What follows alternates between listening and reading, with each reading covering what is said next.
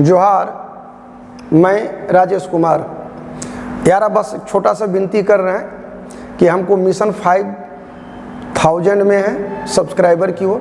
बिल्कुल हम यूट्यूब पर नए हैं, टीचर बहुत पुराने हैं और हमने किसको पढ़ाया है ये सारी चीज़ें अपने आप तुलना करने के बाद स्पष्ट होगा। आज तुम लोगों को हम पढ़ा रहे हैं पशुपालन झारखंड का, तो इसमें बात यही आ जाएगा कि ऑपरेशन फ्लड चला, गैर ऑपरेशन फ्लड चला। इन तमाम बातों को अपनी जगह में रखो, साइड रखो। हम जो समझा रहे हैं उसको समझना कि कहाँ का जानवर किस टाइप का होगा। ऑटोमेटिक झारखंड का कंसेप्ट स्वाभाविक ढंग से तेरे पास आएगा। बात को समझोगे कि कहाँ पर किस टाइप का एग्रीकल्चर बेस्ड इकोनॉमी इसका तुम जानते हो, नहीं जानते हो तो यूँ जान लो कि पृथ्वी का ये 0 डिग्री का इलाका है और इस 0 डिग्री पर गर्मी ज़बरदस्त पड़ता है। दूसरा, ऊपर का ये 23.5 डिग्री का इलाका है, ये वो 23.5 डिग्री है जिस 23.5 डिग्री पर सनलाइट की किरणें डायरेक्ट पहुंचती है और फिर वहां से रिटर्न आती है। और ये नीचे का 23.5 डिग्री है। ऊपर के इस लाइन को हम लोग बोलते हैं कर्क रेखा और नीचे के इस लाइन को हम लोग बोलते हैं मकर रेखा। तो प्रकाश की किरणें कर्क रेखा से मकर रेखा तक आती है और यहाँ से चढ़ते चढ़ते यहाँ तक आती है। यहाँ से यहाँ तक को सनलाइट को आने में 6 माह लगता है। स्वाभाविक है कि पुनः यहाँ से यहाँ तक जाने में 6 माह लगेगा। ऐसा क्यों, काहे, कैसे, एक वीडियो इसी में होगा ज्योग्राफी बारे में, प्लेलिस्ट में देख लेना। जब झारखंड के जलवायु को हम पढ़ाए हैं उसमें, नहीं तो हम इंडियन ज्योग्राफी या वर्ल्ड ज्योग्राफी शुरू करेंगे तो शुरुआत यहीं से करते हैं जो पूरे ज्योग्राफी का फंडामेंटल कंसेप्ट है। अब जरा बतलाओ, उसमें एक चीज़ यहाँ है कि 0 डिग्री पर जिंदगी भर बारिश होती है, दोपहर के बाद बारिश होती है और यहाँ पर बारिश ज़बरदस्त है। सनलाइट की किरणें 12 मास यहाँ पर करीब करीब 0 डिग्री से कुछ ऊपर कुछ नीचे खड़ा पड़ता रहता है।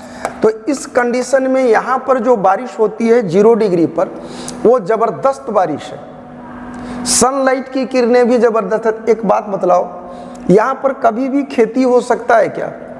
क्योंकि फसल को पकते समय क्लाइमेट साफ भी चाहिए और क्लाइमेट गर्म भी चाहिए। जहाँ पर रोज बारिश होती है वहाँ पर इस तरह की कल्पना आप नहीं कर सकते। स्वाभाविक है कि यहाँ पर जो भी जानवर होगा वो वही जानवर टिक सकता है जो गर्मी के मार को झेल सके। और गर्मी के मार को झेलने के लिए देखो, सर्दी गर्मी में भूख कम भी लगती है, खाने को कम मन करता है, पीने को ज़्यादा मन करता है।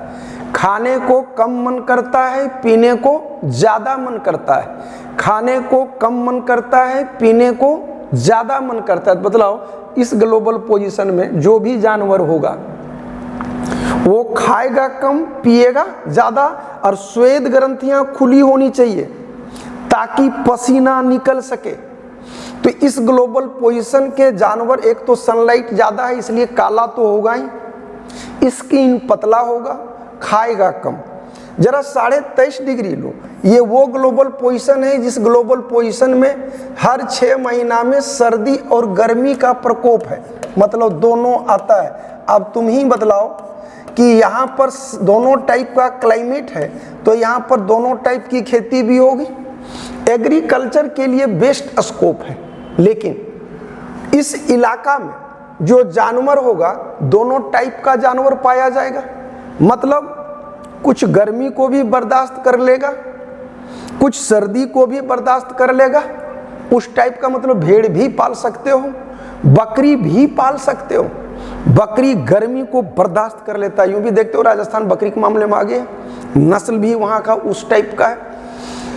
यहाँ से जब तुम ऊपर की ओर मूव करो, ये 66.5 डिग्री आर्कटिक रेखा, ये अंतिम लाइन है जहां तक सनलाइट की किरणें फैल कर पहुंचती है, के बाद पहुंचती नहीं है। ये जो 66.5 डिग्री है, ये जो 66.5 डिग्री है, ये अंतिम है जहां तक प्रकाश की किरणें फैल कर पहुंचती है। जहां पर प्रकाश की किरणें फैल कर पहुंचती है।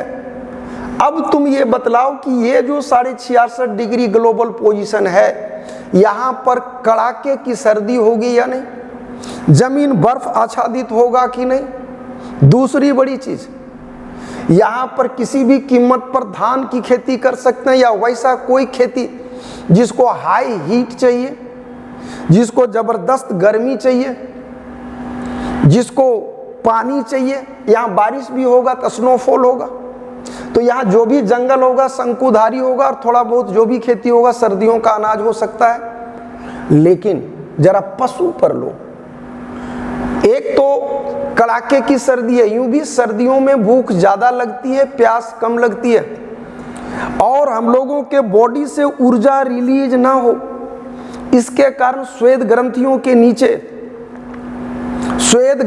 के नीचे चर्बी का मोटा लेयर होता है। यारा एक चीज तुम फील करता होगा, जब गर्दा उड़ा के लगता है जाड़ा तो दतवा कटकटाने लगता है, किड़किड़ करता है। काहे? रोंगटा ऊंटा ही खड़ा हो जाता है, बाल तल खड़ा हो जाता है। काहे?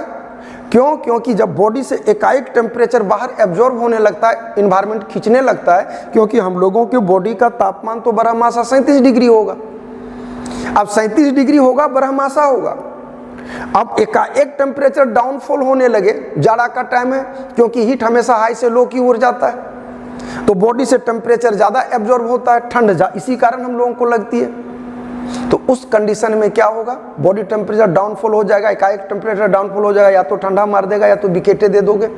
इससे बचने के लिए इसके नीचे जो चर्बी का लेयर होता है श्वेत ग्रंथि को पैक कर देता है, के कारण बाल खड़ा हो जाता है, रोंगटा खड़ा होने के ही कारण है। अब बतलाओ, जहां पर बरहमासा सर्दी पड़ेगा वहां का जानवर मोटा चमड़ा वाला होगा कि नहीं होगा, चर्बी युक्त बॉडी होगा कि नहीं। अब ठेठ में आओ, तुम पंजाबी लोगों को देखो और झारखंडी लोगों को देखो, कम से कम एक पंजाबी बराबर 2 गो चाहे 1.5 गो चाहे 2.5 गो झारखंडी और बिहारी आ जाएगा कि नहीं।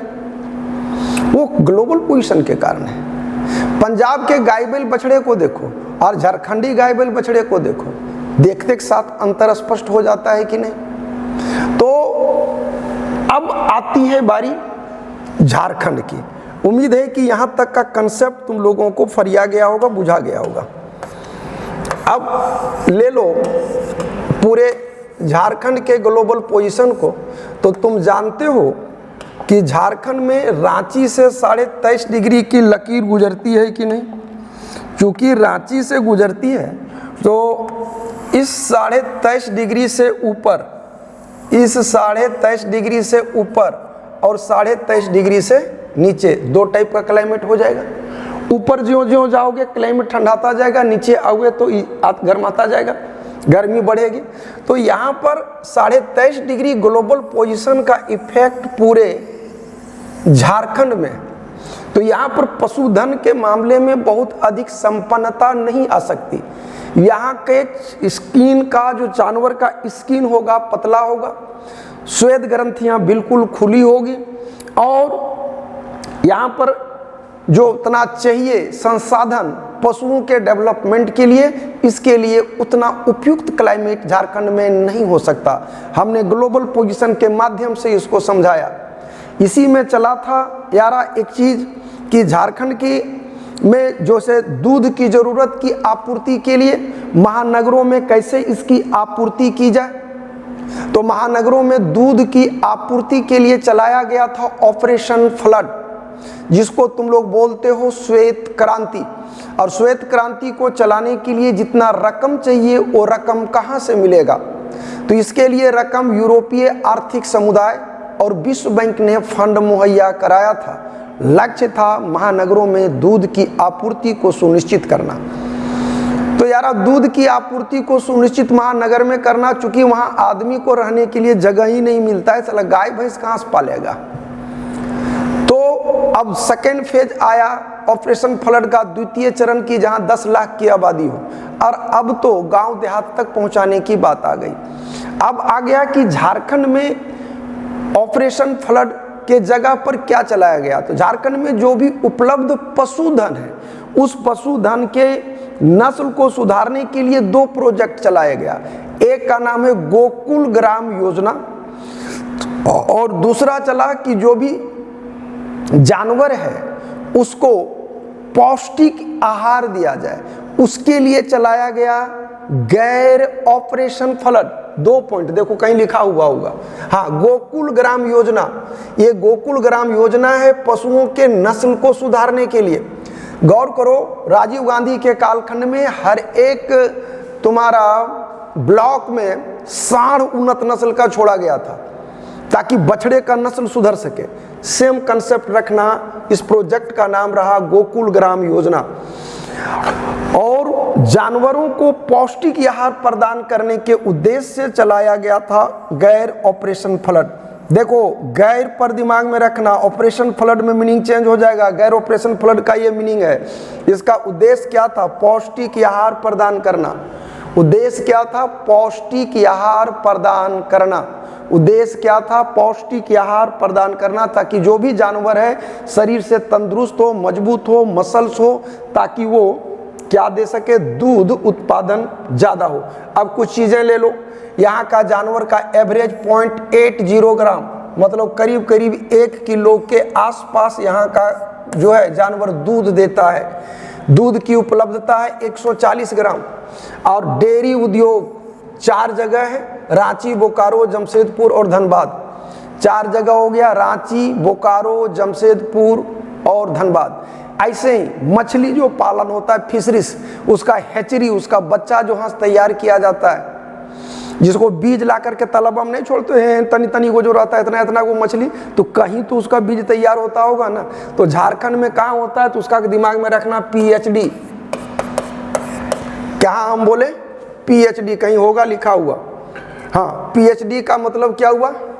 P फॉर पलामू हो गया, H फॉर हजारीबाग हो गया, D फॉर देवघर हो गया, D फॉर दुमका हो गया। तो यहाँ होगा कहीं। हाँ, PhD देख रहे हो? P Palamu, H Hazaribagh, D Deoghar और दुमका। इतना बराबर हो गया मछली। हैचरी उसका बुतरू जिसको कहते हो। खूंटी में हो गया सुअर विकास केंद्र, सब पूछता खूब है यारा। डेयरी के लिए हो गया रांची, जमशेदपुर, चारों महानगर एक तरह से समझना। रांची हो गया, जमशेदपुर हो गया, बोकारो हो गया, धनबाद हो गया। 22 जिलों में गैर ऑपरेशन फ्लड चालू किया गया। ये सब डाटा किताब में मिलेगा कि 848 डेयरी सहकारी समिति, सब चेंज होता रहता है यारा। चारा उत्पादन केंद्र कहाँ है? तो रांची में। चारा शब्द र पे लास्ट किया, र फॉर रांची।